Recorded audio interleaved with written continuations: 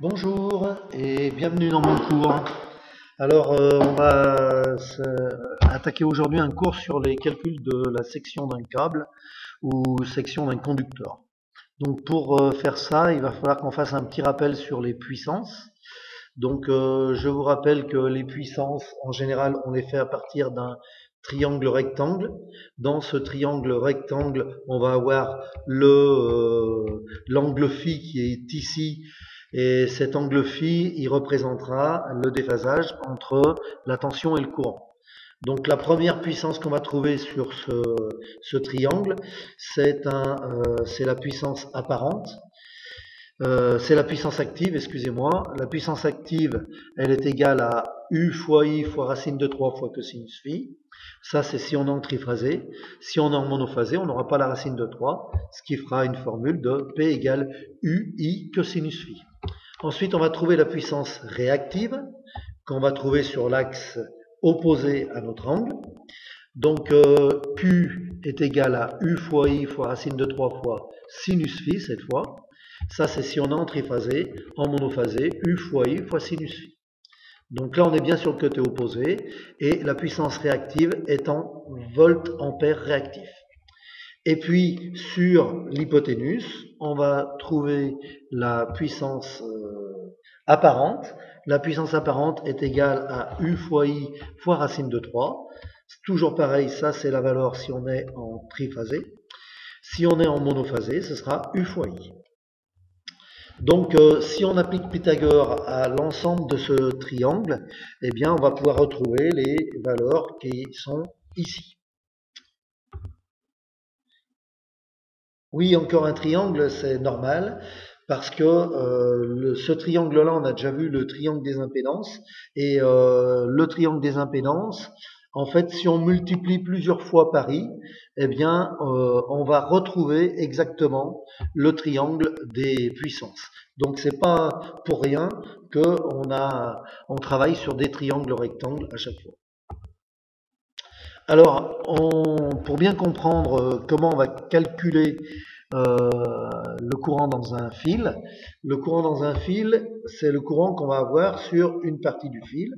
Et ce courant, il peut venir de plusieurs endroits différents. Or, il va être difficile de calculer ce courant-là. Enfin, difficile, c'est pas très compliqué, mais on va pas pouvoir passer sur des choses simples. Alors, pour ça, ce qu'il va falloir faire, c'est tenir compte du triangle des impédances. Ici, on va partir avec deux récepteurs pour simplifier, puis après on généralisera. Donc ici, on est avec un premier récepteur qui a une puissance donnée active, une puissance réactive, une puissance apparente et un angle donné. P1, Q1, S1 et Φ1.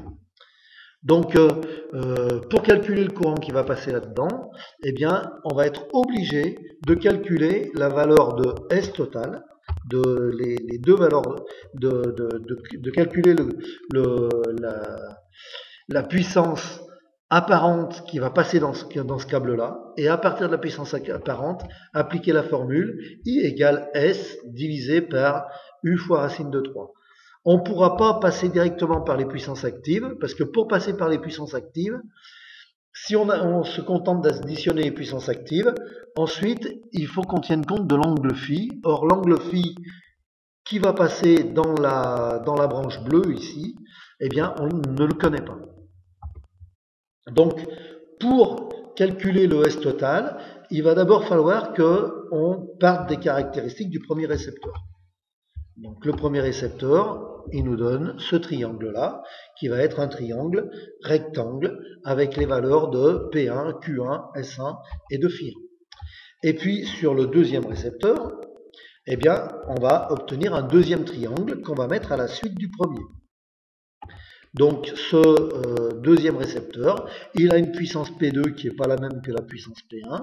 Il a une valeur de Q2 qui n'est pas la même que celle de Q1. Et à partir de là, il va falloir qu'on trace le triangle de l'ensemble du montage, c'est-à-dire de l'ensemble qui tient compte du récepteur 1 et du récepteur 2. Donc la première chose qu'on va noter, c'est la valeur des puissances actives.